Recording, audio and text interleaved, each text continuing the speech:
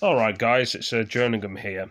But basically, the almost 250,000 goals of coronavirus cases as millions insulated themselves to protect others in their homes. So basically, this is the German army. They're taking food into people, and I'm going to be showing it in a minute. And hopefully the UK may have the army on the streets for the most of the UK, in Scotland and Wales and Northern Ireland eventually. But the thing is, Germany have got it now, so I'm going to play the video. I'm going to show you the video, and, you know, if people have not seen this video, then they can watch it on here. So what I'm going to do is rewind it. And you guys can have a rough idea what it's about.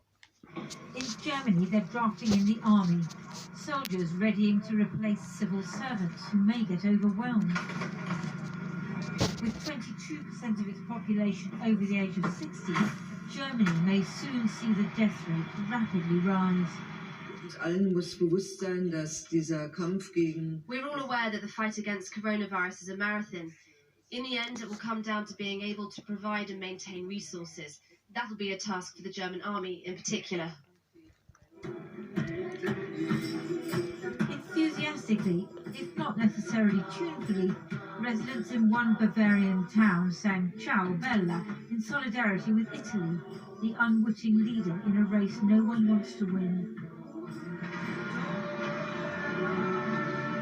In Italy itself, the radio plays the national anthem at 11 every morning, a patriotic boost that people needed today after the death rate in Lombardy was reported to have risen by 380, the highest so far in a single day.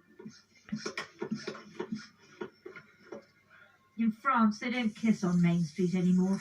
So we've got France, Germany and Italy that they're showing. Paris residents and Germany, what's been shown. As ordered by the government. We are at the start of this crisis, as I reminded the French people at the beginning of this week. We put in place measures to absorb this first wave. It's a race against the virus. But we're only at the beginning, and we need to continue to be reactive. The French have world-class hospitals, highly trained and motivated medical staff, and the best equipment. And yet, like the Italians, they'll struggle if, as expected, they're overwhelmed with patients. So what then will it be like if COVID-19 sweeps through a camp of Syrian refugees in Lebanon, where it's hard just to keep the kids clean in normal times? Each family has been given an extra bar of soap and what they call awareness training.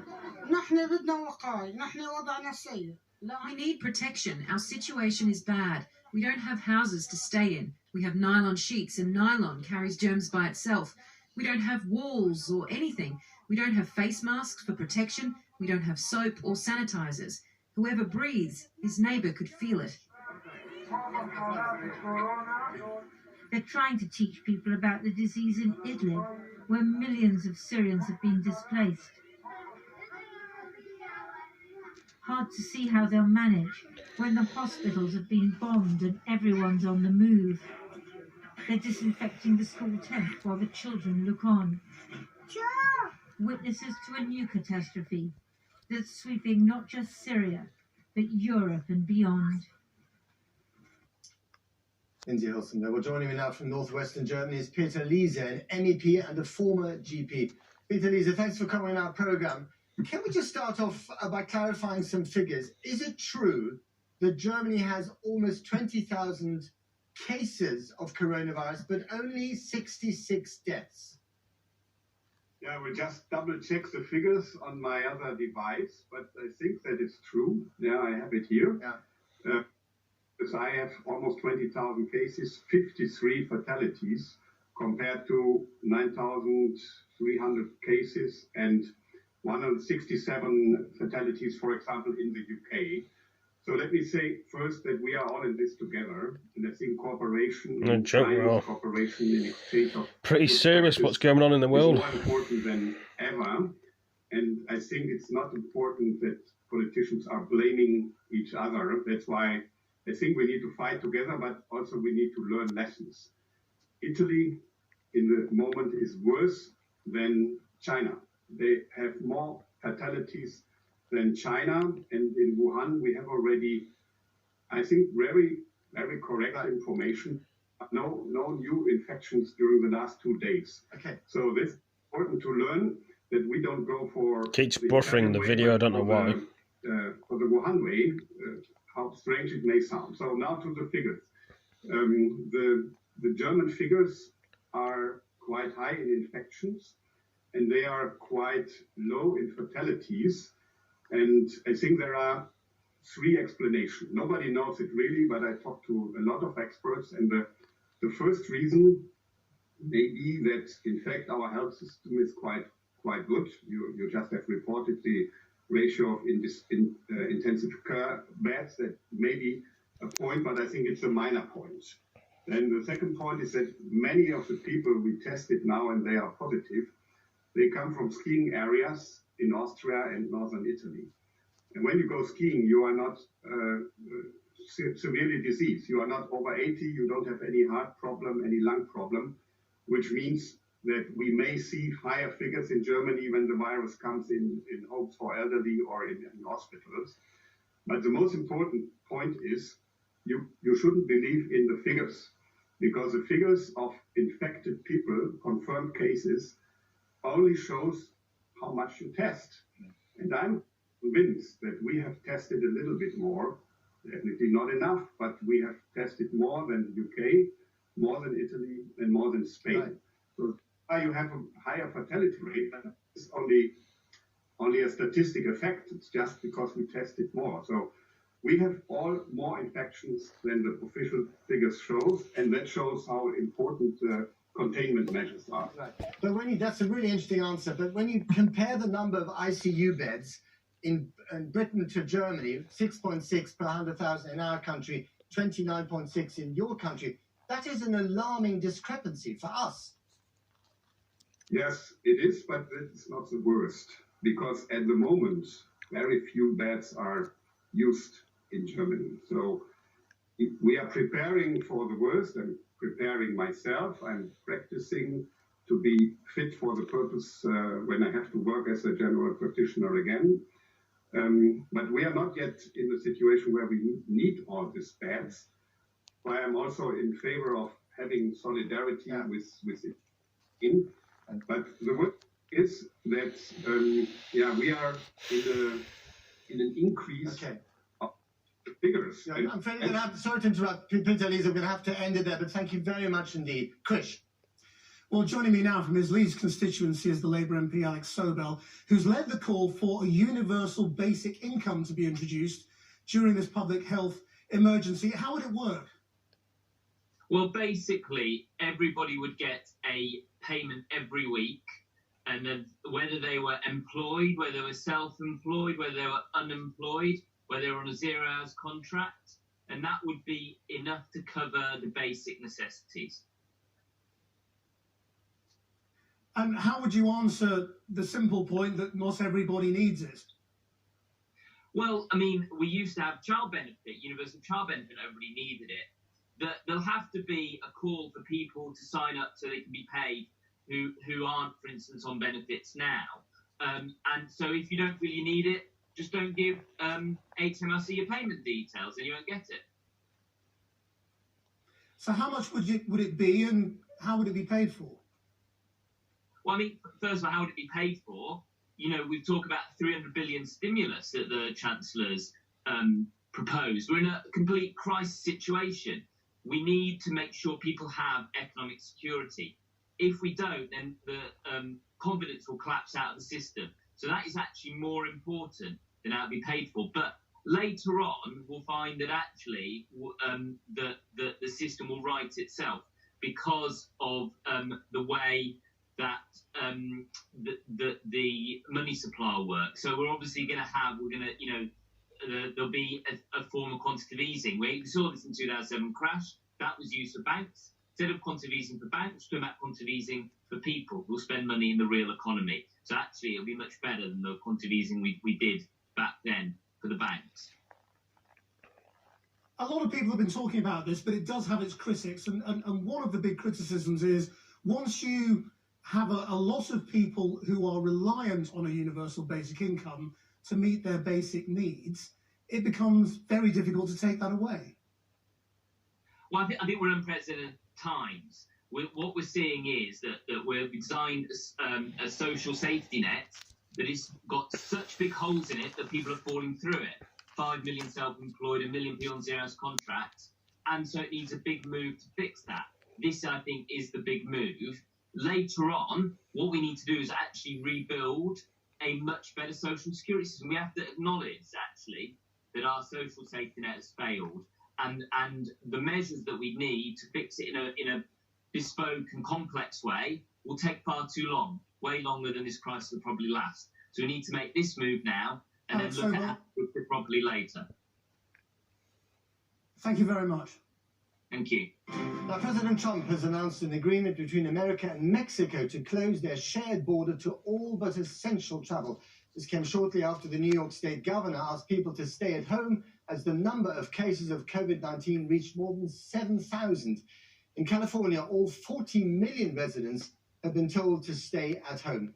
Siobhan Kennedy is in Washington for us now. Siobhan.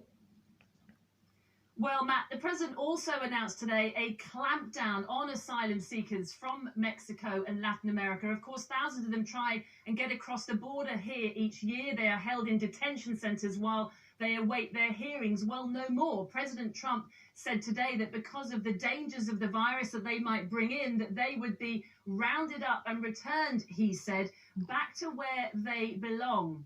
It was a particularly combative press conference today, Matt. The president's still very much trying to play down the crisis, even though the numbers here in the US are rising exponentially, particularly in New York, as you mentioned. At one point, he talked about a new drug, which he said he had a hunch might just work well. He didn't say why or provide any evidence. And when he was asked by one of the journalists if he was giving Americans false hope, just listen to how he responded.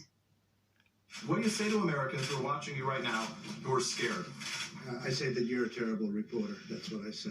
I think it's a very nasty question, and I think it's a very bad signal that you're putting out to the American people. The American people are looking for answers, and they're looking for hope. And you ought to get back to reporting instead of sensationalism.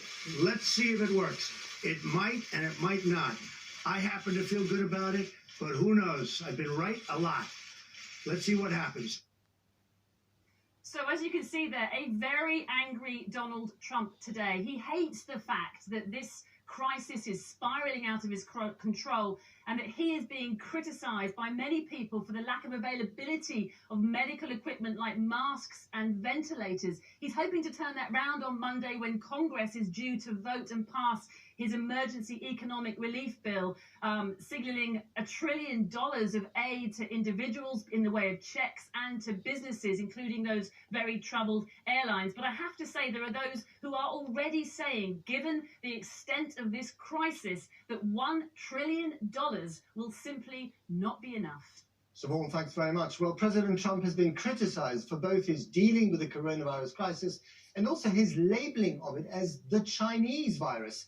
Well, earlier I spoke to Morgan Ortega, a spokesperson for the State Department, and started by asking her why he was using that term. Well, because it emanated from Wuhan, I think, as you well know. And it's been important. You know, this is not about assigning blame. It's a fact that this virus emanated from China.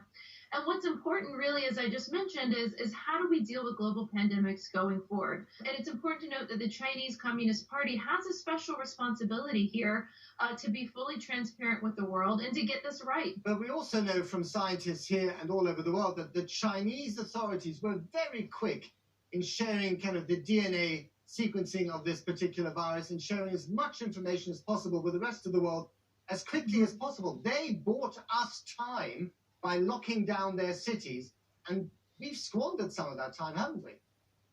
Oh, I don't agree with that at all. Listen, I'm not going to get into a healthcare debate because I'm not a scientist, not a doctor. What I do know from the State Department perspective is that we are very, very concerned about a lot of the disinformation that comes from top Chinese Communist Party officials around the world, a lot of propaganda, a lot of stuff like claiming that the United States Army is spreading this disease, or saying that that this was a bioweapon created in the United States. But that's not Chinese government. That's not Chinese government policy. We called in the Chinese ambassador and demarched him last Friday specifically because of this stuff. So this isn't happening from random internet bots like you often see with Russia.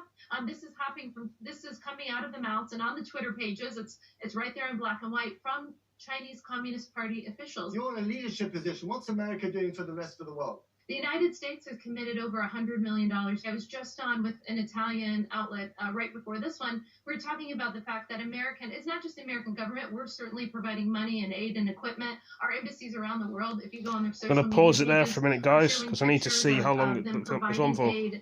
But we also have American businesses like Eli Lilly that have provided 100 million euros of insulin to Italy. We also have Samaritan's Purse, a faith-based organization in the United States that just provided 60 beds in northern Italy where we're fighting this crisis.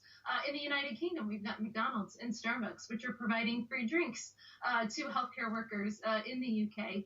And to people who are involved in this crisis. One final one. President Trump today in his press conference was asked by a reporter, what he would tell the American people who are scared. And he basically bit the reporter's head off and said this is fake news. I mean, what people want to hear from the commander-in-chief is some sort of message of reassurance, not a fight about fake news. I think he's done a fantastic job of reassuring the American people that of this war that we're in with an invisible enemy, with a deadly virus, that we are going to come together. And when we come out of this, we will be stronger than ever. And I'm certainly encouraged by that. Well, it goes to show, doesn't it, guys? Damn, where's that video gone? I just had on. I need to make the title of that. Where's it gone? Let's see here. Got to try and find what I was looking for. Anyway, where's it gone? News. Try and find it. It's annoying when you can't find something and you bloody lose it. It's really annoying. Anyway, guys, hope you all like the video. Give it a like, give it a comment, share it with your friends, and I'll catch you next one. Peace. The notification bell always helps me doing a video. Take it easy, guys.